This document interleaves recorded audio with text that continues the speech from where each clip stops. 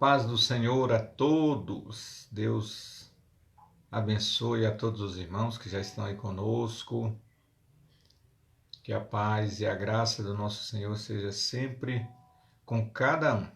Amém? É muito bom ter os irmãos aqui para juntos estarmos meditando na palavra do Senhor. Palavra de Deus. Essa palavra que ela é a nossa única fonte genuína de avivamento, a palavra de Deus.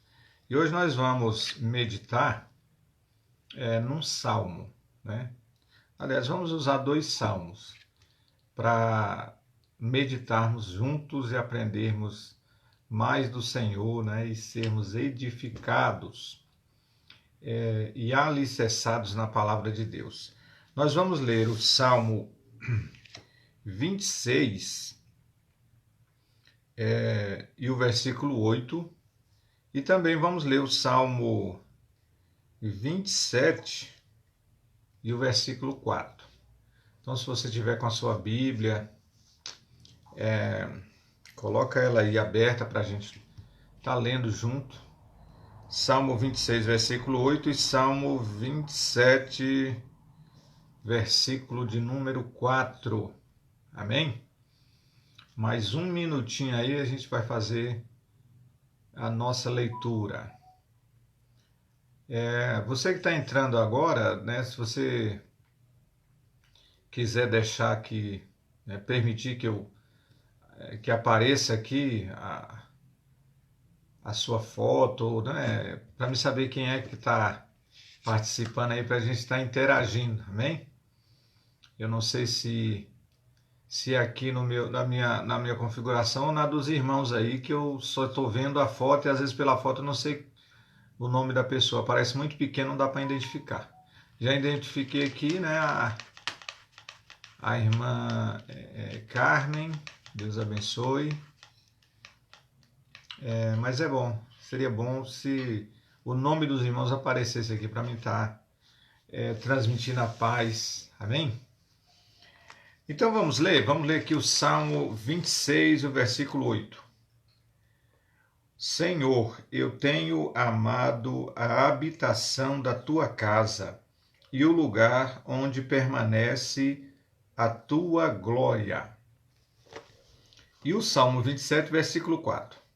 Uma coisa pedi ao Senhor e a buscarei, que possa morar na casa do Senhor todos os dias da minha vida, para contemplar a formosura do Senhor e aprender no seu templo. Maravilha de leitura, né?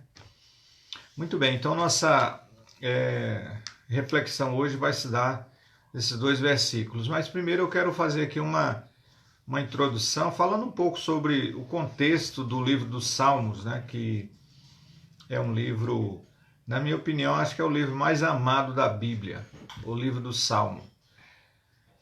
Todo mundo gosta de ler salmos, né? E gosta de ouvir também os salmos. Então, dentro da Bíblia, que a Bíblia toda ela é um tesouro da parte de Deus para nós, né?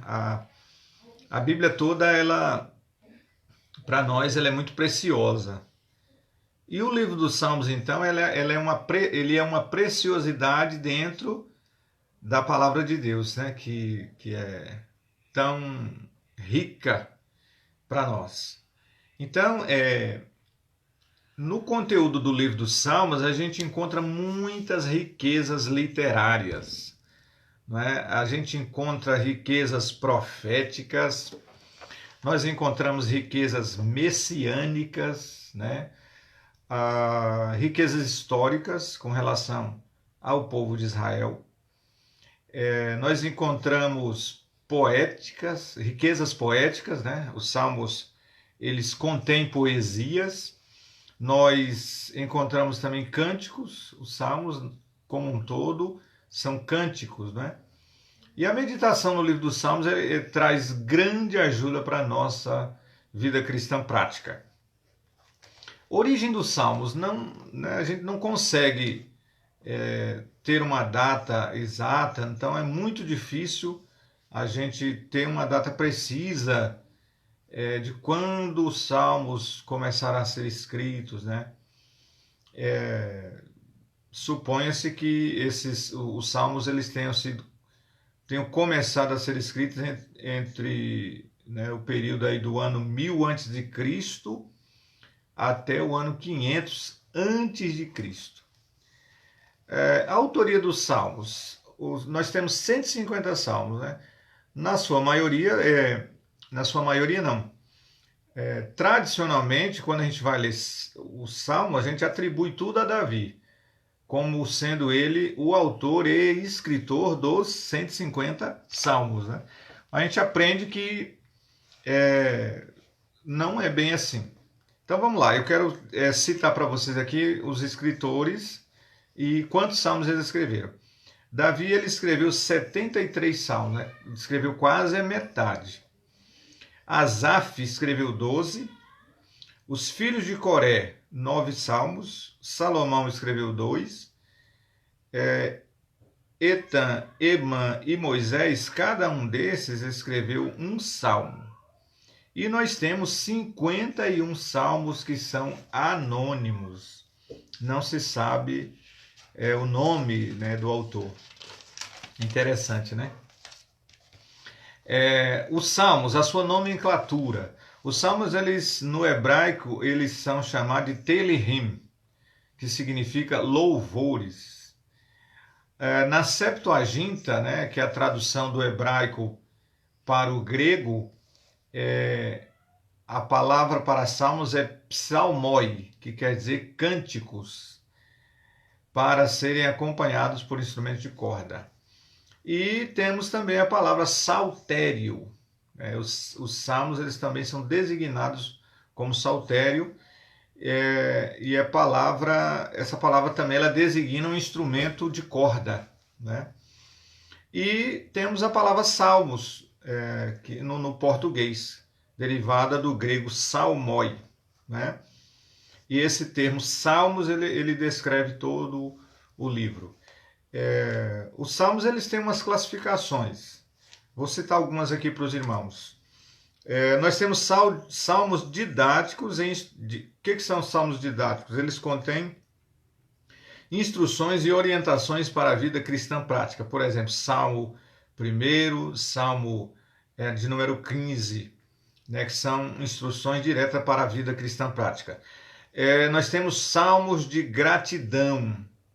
Salmos, né, que o salmista expressa sua gratidão a Deus em ação de graça. Temos exemplos desses salmos, Salmo 30, Salmo 75, Salmo 105. Salmos de louvor, né? Salmos que expressam louvores a Deus, salmos que eles elogiam a Deus, né? Se a gente quer aprender, irmãos, como é o verdadeiro louvor, o que é louvor, é bom a gente estudar os salmos. No livro do Salmo a gente aprende isso, né? O louvor lá é puro elogio a Deus. O louvor lá ele é cristocêntrico, né? A deidade, a Deus, ele é verdadeiramente elogiado, né? Louvar significa elogiar. Então, hoje, se o que a gente vai entoar, o que sai dos nossos lábios, não elogia a Deus, não o exalta, né? Não expõe a sua grandeza, eu acho que pode ser tudo menos louvor, né? Porque o louvor, no seu sentido bíblico mesmo, bibliocêntrico, ele é para elogiar a Deus. Deus, ele é o objeto da adoração, né? E no livro dos Salmos a gente aprende isso. Nós temos também os salmos imprecatórios, né? Exemplo, Salmo 35, Salmo 58, Salmo 5. Salmos históricos no que diz respeito à história de Israel. Salmos que falam da peregrinação no deserto, salmos que falam do cativeiro, do retorno do cativeiro, né? Ali contém algumas informações históricas do povo de Israel. Salmos da lei, são salmos que vão exaltar a palavra de Deus, a lei de Deus, né? O exemplo mais clássico é o Salmo 119. Salmos messiânicos são salmos que falam do Messias, salmos que falam de Jesus Cristo, tá? Exemplos desses salmos, Salmo 2, Salmo 45, Salmo 22, não é?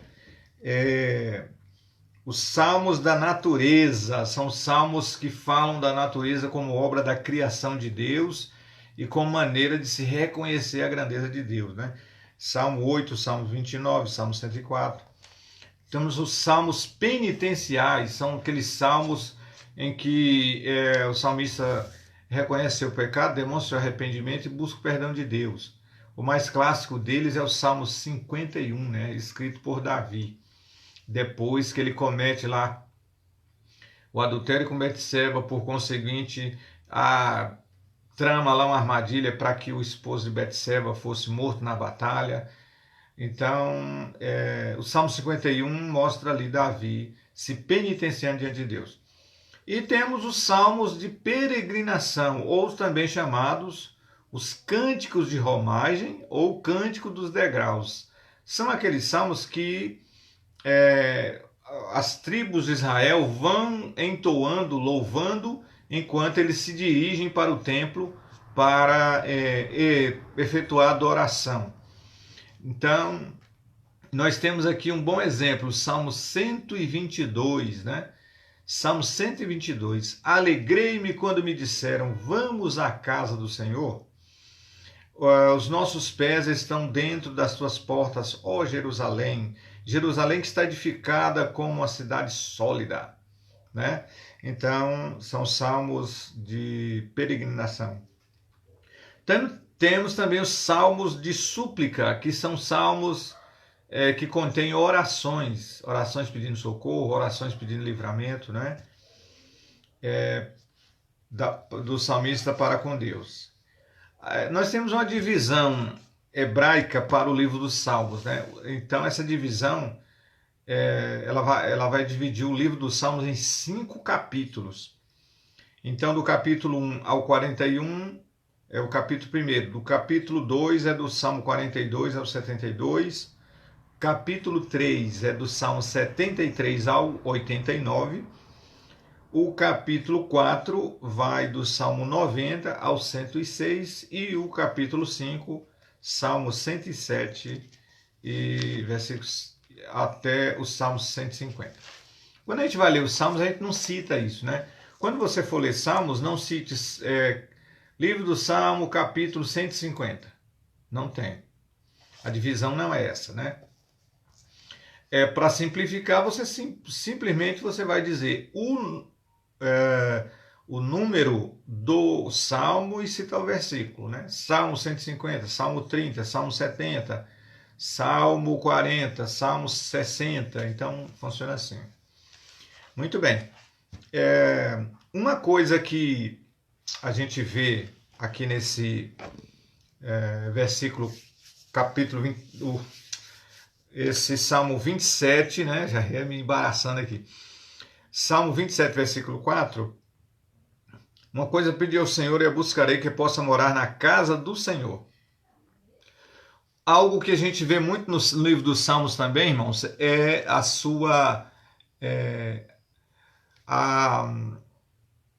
citação, né, que os salmistas fazem do templo físico. Então, ali a gente nota que o templo, para eles, tinha uma importância muito grande, né? Então, o templo ele é citado aqui muitas vezes no livro dos Salmos, tá? E interessante que quando Davi cita esse versículo 4, falando da casa do Senhor, não havia ainda sido construído um templo, né? A Arca da Aliança ainda estava numa tenda, né? Então, mas Davi, ele escreve aqui e a gente nota que Davi está fazendo alusão a um templo mesmo, né? Um templo físico. E a arca ela foi mudando de endereço, né? Primeiro, nós tivemos o templo móvel, que foi o tabernáculo. Quando o povo estava peregrinando no deserto, o Senhor ordena a construção do tabernáculo para Moisés, e Moisés passa as informações para o povo e eles constroem. Depois nós vamos ter o Templo de Salomão, foi o primeiro templo construído, o templo fixo, né? Depois, na época do cativeiro, né, esse templo ele foi destruído. Aí, depois disso, depois do cativeiro, nós vamos ter o templo de Zorobabel, um templo que foi construído pós-cativeiro. Muito menor do que o templo de Salomão, com muito menos riqueza, né? Não tinha aquela suntuosidade do templo de Salomão. Depois esse templo também ele foi destruído e nós vamos ter o templo construído por Herodes, né? Para fazer média com o povo judeu, Herodes manda construir esse templo, né? Muito bem. E aí agora eu quero examinar com você aqui esse versículo 4. Davi, no Salmo 27, versículo 4, ele diz: uma coisa pedi ao Senhor e a buscarei. Não é? Ele pede e ele disse que vai buscar. Tá? Isso fala do desejo de Davi, né? E por conseguinte deve ter também o nosso desejo de buscarmos a Deus. E aqui Davi, ele diz que a gente nota que Davi não ficaria apenas nas petições, mas ele tomaria atitude de ir atrás e obter isso, né? Aquilo que dependesse dele, ele exerceria para que esse desejo fosse atendido por Deus. Uma coisa a gente aprende, que Deus, nós devemos buscá-lo de maneira perseverante. E quando a gente busca Deus, a gente aprende que Ele jamais vai se esconder de nós. Se nós lermos aqui, olha, o livro do profeta Isaías, capítulo 55, né, vai dizer, Isaías 55, versículo 6, buscai o Senhor enquanto se pode achar, invocai-o enquanto está perto, né? Ou seja, Deus jamais se deixa de se revelar a quem o busca. Deus jamais. Na carta de Tiago, capítulo 4, do versículo 8 ao 10, lá está dizendo, né? Chegai-vos a Deus e Ele chegará a vós outros. Começa dizendo assim. Então, à medida que eu quero me aproximar de Deus, é à medida que Ele se descortina para mim. À medida que eu busco ao Senhor, é à medida que Ele se revela, né? Então, Davi nos ensina que não é somente ficar pedindo, mas buscar. Esse buscar é um desejo ardente, é um desejo que não pode ser simplesmente passageiro, é algo constante. Pedirei e buscarei, ou seja, é uma constante atividade nesse sentido, né?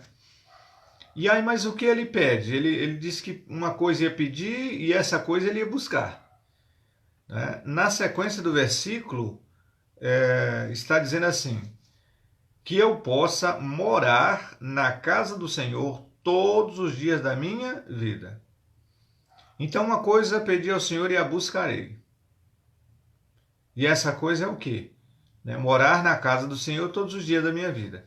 Então, Davi, quando fala isso aí, Davi, ou seja, é o rei, tinha a casa do rei, tinha todo o seu conforto, né? E Davi, quando escreve isso, nem templo físico fixo havia sido construído ainda. A casa do Senhor habitava em tendas, né? Um dia Davi olhou para a tenda ali da congregação, onde ficava a Arca da Aliança, e ele disse consigo mesmo, olha, eu moro aqui no palácio com todo o conforto e a Arca do Senhor vive numa tenda, não, eu vou tomar atitude aqui que eu vou fazer um templo. Mas aí a gente sabe da história, Deus não permitiu, né, que ele fizesse, mas aí não tinha o templo ainda, né? Então, como a gente vai entender essa questão de morar na casa do Senhor, né? Todos os dias, ou seja, ele é como se ele abdicasse de morar no palácio, com todo o seu conforto, e fosse morar dentro da igreja, né? Então, assim, nós estamos vivendo em dias bem complicados, que eu tenho notado que, devido a tanta coisa, tanta situação que está ocorrendo nesses últimos dias, né? E também a falta de fervor de muitos está sendo uma dificuldade muito grande do povo ir com a pandemia, não. Né? Dessas restrições, não. Muito antes disso. A questão das restrições, né? E o cuidado com as medidas sanitárias, isso só veio a agravar um problema que já existia para nós, que muitos, né, não se interessavam muito em congregar. A gente nota que não havia um esforço. E no início do versículo, Davi diz que pede e vai buscar. Por quê? Porque tem que haver um esforço. Tem que haver uma disposição de se tirar tempo do tempo para poder se dedicar a Deus. Se apenas pedir e não buscar e não se mover, não se consegue fazer isso. E aqui nós temos um salmista que era rei. Ele está dizendo que ele queria morar, né? E aí a gente pensa no Salmo 122, alegrei-me quando me disseram, vamos à casa do Senhor. Então, enquanto para muitos ir para a casa do Senhor, congregar, estar indo à igreja, né, pode ser uma coisa penosa, pode ser uma coisa angustiante. Tem gente que acha que o tempo que ele passa dentro do templo físico ali, em comunhão com os irmãos, ouvindo a palavra, talvez seja, para muitos, a pior parte do seu dia. Mas aqui nós estamos vendo que esse homem, ele queria morar. Como a gente vai entender isso, né? O anelo de Davi o transporta para o futuro pela fé, ele visualiza o templo. Então Davi já estava o quê? Visualizando um templo construído e ele ali dentro do templo, sem pressa de ir embora, ele queria morar lá, né? Eu digo sempre na igreja que quando nós estamos no templo físico, né, porque o templo físico ele tem sua importância, nós estamos ali no melhor lugar do mundo, irmão. Melhor lugar do mundo para se estar é a igreja, não é? Como alguém prefere não ir à igreja porque foi num lugar, né? Talvez foi fazer uma coisa que não era nem tão importante, poderia ser adiada, poderia ir depois do culto, ou poderia programar para ir antes do culto e voltar a tempo, né? Mas as pessoas hoje elas vão dando as mais diversas desculpas que a gente vê que nem tem fundamento, né? Então, como a gente vai entender isso aí, né? Se não tinha templo ainda, se Davi era o rei, né? Ele tinha a casa do rei, todo o conforto. Então, nós vamos entender isso como Davi querendo o quê? Manter uma comunhão permanente com Deus. Uma coisa pedi ao Senhor e a buscarei, que eu possa morar na casa do Senhor todos os dias da minha vida. O que é isso? Em suma, é o desfrutar permanente, cotidiano de comunhão com Deus. Estar em comunhão com Deus. Então, Davi, no entendimento dele, então, ter comunhão com Deus e estar adorando a Deus era algo tão bom que ele queria isso para sempre. Então, na concepção dele, então, assim, para resolver esse problema, ele ter isso, né, que ele pediu e buscou, Era ele ir, a solução era o quê? Não, então vou morar logo na casa do Senhor, vou morar dentro da igreja, que aí pronto, aí eu não tem como, eu vou aqui, né, tá em constante contato com Deus, aqui eu vou estar desfrutando da presença de Deus, vai ser maravilhoso, né? É, aqui nós temos na Assembleia de Deus Jeová Nissi, nós temos, né, nós realizamos toda a época de carnaval, né? Nós realizamos o Aviva Jovens. E aí a gente passa 3 dias na igreja, confinados na igreja, né? Muitos vão para a chácara, outros alugam chácara aí para fora e tal, e vão para lá, né?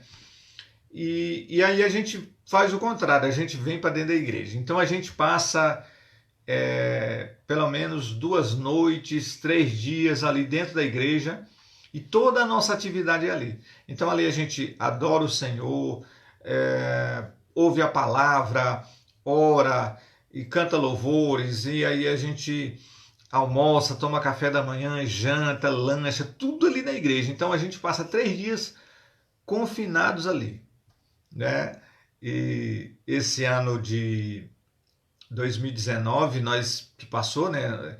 Nós fizemos a primeira experiência com as mulheres da igreja, né? Com todas as mulheres do ministério. Então elas tiveram o primeiro Aviva Mulheres. Então elas passaram um final de semana na igreja, né? Entraram no sábado à noite, dormiram lá, passaram o domingo o dia todo, né? Então elas não tiveram trabalho com nada, porque nós, os varões, né, as que tinham filhos pequenos, tiveram, né, os seus maridos tiveram a compreensão de cuidar dos filhos, então nós fomos para a cozinha, então elas receberam tudo na mão, né, desde a água para tomar até as refeições, tudo na mão.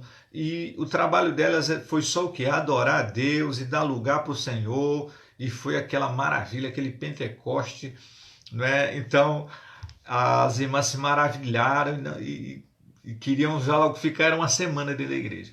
Então, por que eu estou falando essa experiência? Porque nós vivemos isso aí, essa questão do Salmo 27, versículo 4, nós já vivenciamos isso aí. Eu digo para vocês que, olha, irmãos, é uma coisa maravilhosa, né?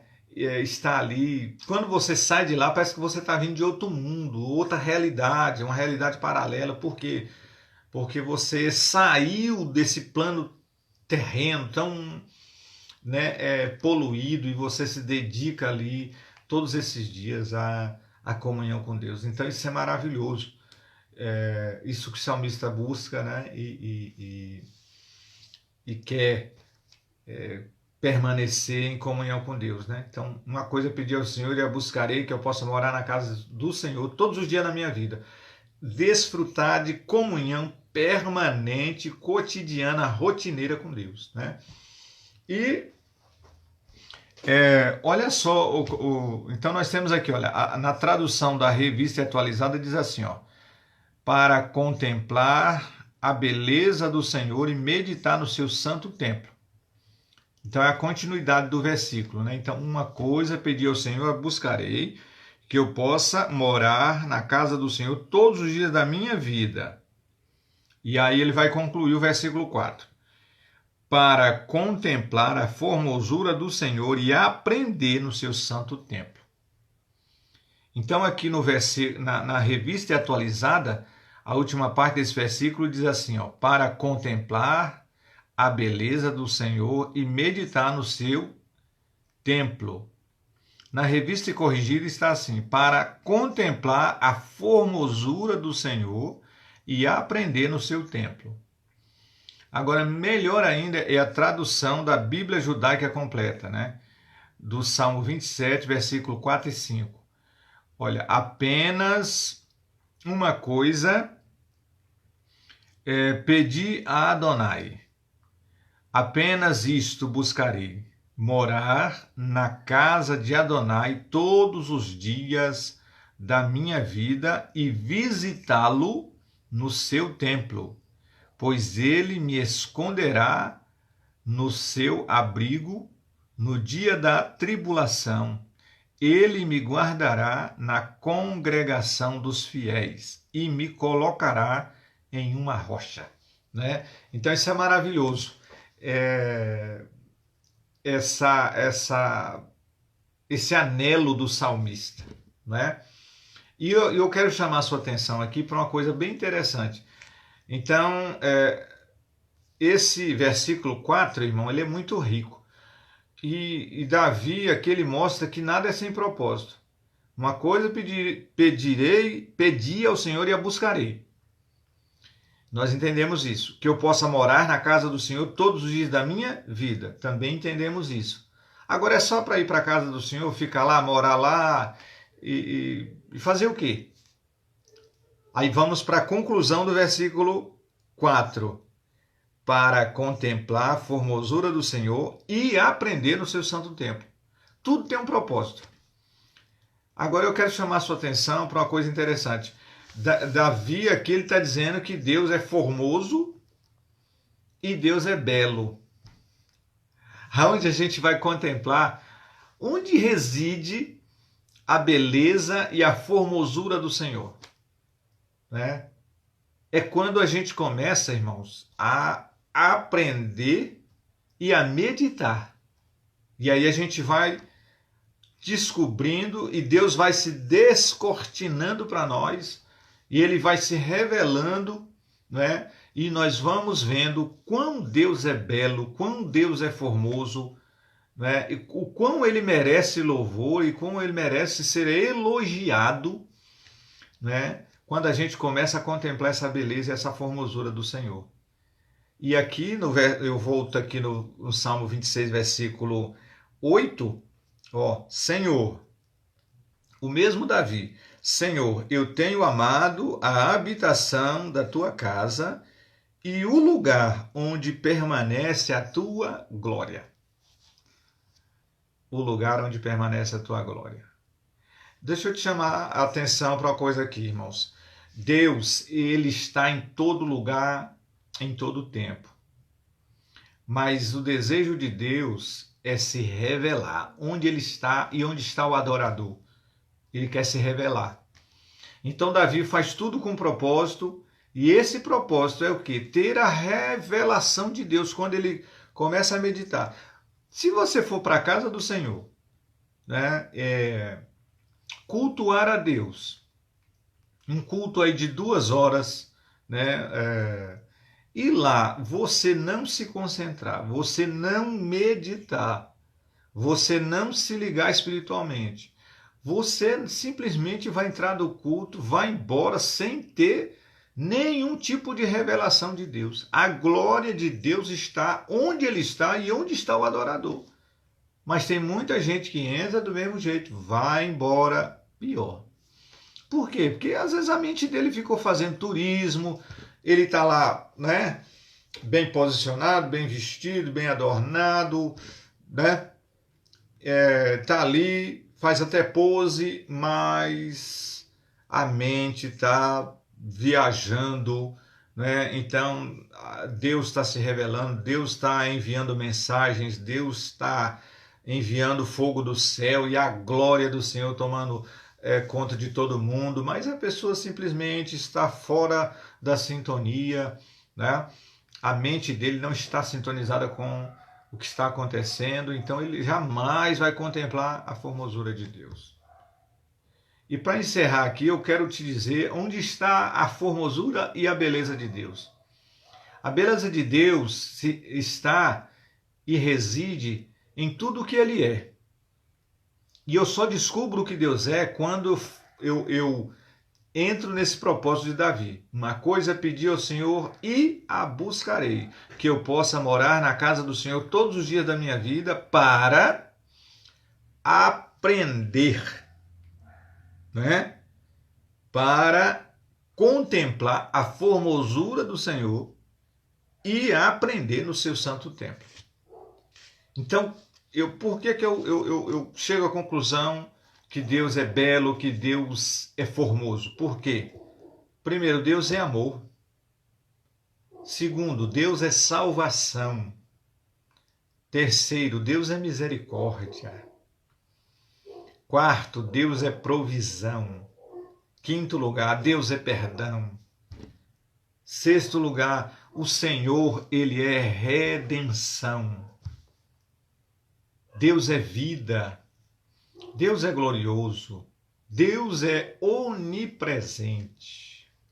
Deus é santo. Ele é santo. Deus é majestoso. Ele é justo.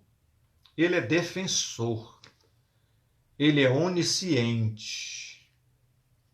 Ele é reto. Ele é reto. Ele é amigo. Ele é onipotente. Ele é advogado. Um dia será juiz. Ele é Deus forte. Ele é Pai da eternidade. Ele é príncipe da paz. Ele é consolador. Ele é maravilhoso conselheiro. Não é? Então, contemplar tudo isso, meditar nisso, é que nos faz ver a beleza e a formosura de Deus e contemplar a sua glória, né? Essa glória que nos envolve. Contemplar a Deus, meditar no seu santo templo e aprender no seu santo templo nos sacia nossa alma. Não devemos apenas congregar, mas também aprender com Deus e sua santa palavra. Você sabia que tem muita gente que vai para a igreja, volta da igreja e não aprendeu nada? Tem muita gente que está há muito tempo dentro do evangelho, mas não aprendeu nada. Por quê? Porque não contempla, porque não medita, porque não quer aprender. Então o culto é algo completo. É tão maravilhoso, tão bom, que Davi ele queria isso todos os dias. Chegar no templo e contemplar, meditar, aprender, para contemplar a formosura do Senhor e sair cheio da sua glória, sair cheio da sua presença e o melhor, com vontade de voltar no outro dia. Né? Agora, se a pessoa já vai para o culto, já vai com vontade de voltar, ou aliás, já vai sem nem vontade de ter ido, vai perder o tempo, perdeu de ser abençoado, perdeu de aprender, perdeu de contemplar a formosura do Senhor. Em contrapartida, tem muita gente que vai para a igreja e contempla tanta coisa, né, irmão? Contempla o jeito que o outro está vestido, contempla o jeito que o outro está calçado, contempla o terno, a gravata, o cabelo, contempla o jeito que a pessoa se comporta e contempla até se tiver uma muriçoca passando na frente dele, ele contempla aquilo ali e vai, acompanha até para saber onde é que a muriçoca pousou. Se perguntar para ele, ele sabe onde a muriçoca pousou lá no templo. Mas se perguntar, e a meditação? O que aprendeu? A pessoa não vai saber. Por quê? Porque não pediu, e nem buscou, e nem desejou. Né? Então é isso que eu quero deixar como meditação para todos nós. Né? Que esse salmo sirva de inspiração para que no nosso próximo culto, na sua próxima reunião da igreja, você vá cheio de desejo, você vá muito afim de desfrutar de comunhão permanente, de meditar, aprender, contemplar a formosura, a beleza de Deus e sair cheio da sua glória, não é? Porque onde tem 2 ou 3 reunidos no nome do Senhor, ali está Ele no meio, né? Então, conclusão, né? A coisa mais importante da vida do cristão, do adorador, é viver em uma constante comunhão com Deus. Estar seguro nessa comunhão, né? Isso está acima de qualquer aspiração terrena. Não há como viver sem desfrutar de comunhão com Deus, né? Vida abundante é vida de comunhão constante com Deus, né? Então aprendamos com o Salmo 27. É isso aí que eu queria deixar para todos, né? Peço que você venha compartilhar esse conteúdo, tá certo? Me acompanhe no Instagram, no YouTube, canal Pastor Arthur de Barros. Você vai lá, se inscreve no canal para nos dar uma ajuda, deixa lá o seu like, tá bom? Aqui no Facebook você também pode estar divulgando o nosso trabalho, você pode estar compartilhando o conteúdo para que mais pessoas estejam aprendendo da palavra de Deus. E no Instagram, nós temos o Instagram do nosso ministério, Ministério Jeová Nissi, tá? Você pode acompanhar lá nossas transmissões, tá bom? Então, quero deixar aqui para você esses recadinhos, né, que são importantes para nós e que também vai nos ajudar né, e nos incentivar a trazer mais conteúdos para os irmãos. Amém? Você que esteve conosco, Deus abençoe sua vida, que bondade e misericórdia te sigam todos os dias da sua vida. Amém? E que graça, paz, misericórdia se renove todos os dias na vida de cada um. Amém? Deus abençoe a todos. Você que esteve conosco, divulga, compartilha e deixa o seu comentário. É muito bom quando você comenta, tá? A gente vai aprimorando aí, tá bom? Deus abençoe em nome de Jesus.